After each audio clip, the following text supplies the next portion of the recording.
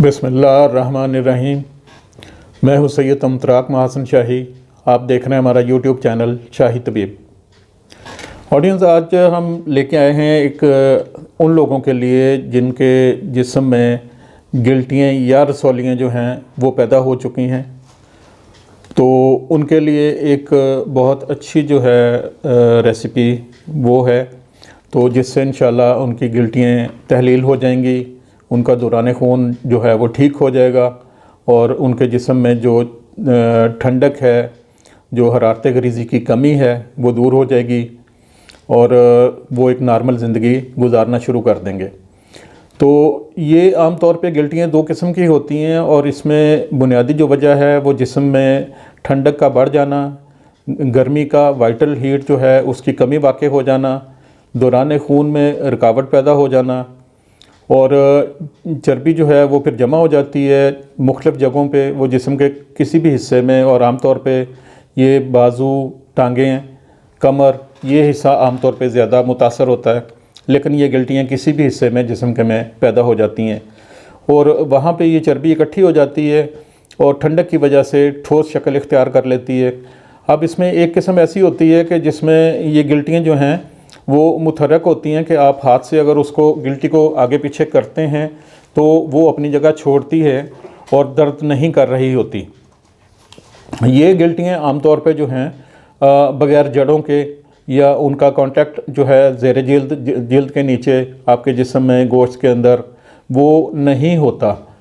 तो दूसरी किस्म जो है उसकी वो गिल्टियाँ वो हैं जिन्हें आप मामूली सी हरकत तो दे सकते हैं, लेकिन उनकी जड़ें जो हैं और उनका कांटेक्ट जो है वो गोश्त के साथ होता है, वो वहाँ पे अपनी जगह से मामूली सी हरकत करेंगी। लेकिन ये नहीं है कि आप उन्हें थोड़ा सा दबा के तो आगे पीछे करें और वो अपनी जगह छोड़ के दूसरी जगह पे आपको महसूस हों। लेकिन दोनों की वजूहात आमतौर पे एक ही हैं। तो इसके लिए ये एक रेसिपी है, इसमें आपने ये बराबर वज़न में चीज़ें लेनी हैं। पहले नंबर पे ये नार कचूर है, ये आपको दवाखानों से, पंसार की दुकान से आसानी से मिल जाएगा। ये आपने ले लेना है 50 ग्राम। और उसके बाद ये चास्कू है, इसे चाक्सू भी बोलते हैं, चास्कू भी बोलते हैं, ये भी बीज से होते हैं, तो ये भी आपने वहीं से ले लेना है 50 ग्राम। और उसके बाद काली मिर्च है जो हमारे घरों में भी इस्तेमाल होती है, तो ये भी आपने 50 ग्राम ले लेनी है।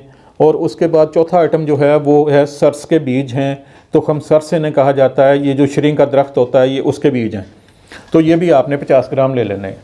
ये आपकी चारों चीज़ें जो हैं ये बराबर वज़न में हो गई। आपने इनको घर में कूट लेना है। कोशिश कीजिएगा कि हामन दस्ते से कूटें इसे, बजाय इसके कि ग्राइंड किया जाए। लेकिन अगर कोई प्रॉब्लम हो तो फिर आप इसे ग्राइंड भी कर सकते हैं, लेकिन उसे ज़्यादा देर तक ना चलाइए ग्राइंडर को, थोड़े वक्फे से जो है चीज़ों को ग्राइंड करते रहें। उसके बाद आपने इनको मिक्स कर लेना और इनके 00 साइज़ के कैप्सूल भर लेने हैं। एक कैप्सूल आप सुबह खाएंगे और एक कैप्सूल शाम खाएंगे ताज़े पानी के साथ, नाश्ते से, खाने से पहले निहार मुँह इस्तेमाल करेंगे। इससे इंशाल्लाह आपका ये गिल्टियों का मसला जो है वो हल हो जाएगा।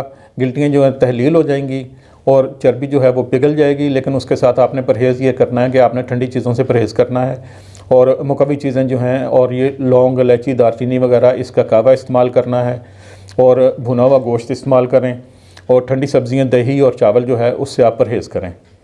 तो ये हम आपके लिए, आपकी अच्छी सेहत के लिए एक नुस्खा लेके आए हैं जो हमारा सदरी नुस्खा था, तो उसको आज हमने आपके सामने जो है खोल के बयान कर दिया। तो उम्मीद है कि ये आपके लिए मुफीद साबित होगा। तो आपको अगर हमारी वीडियो पसंद आई है तो इसको लाइक और शेयर कर लीजिए और आगे दोस्तों के साथ भी इसको शेयर कर लीजिएगा। ये एक सदका जारिया है जो हमारी तरफ से है और आप भी इसमें शरीक हों और आप भी आगे दोस्तों को बताएं इस चीज़ के बारे में ताकि वो भी मुस्तफ़ीद हों।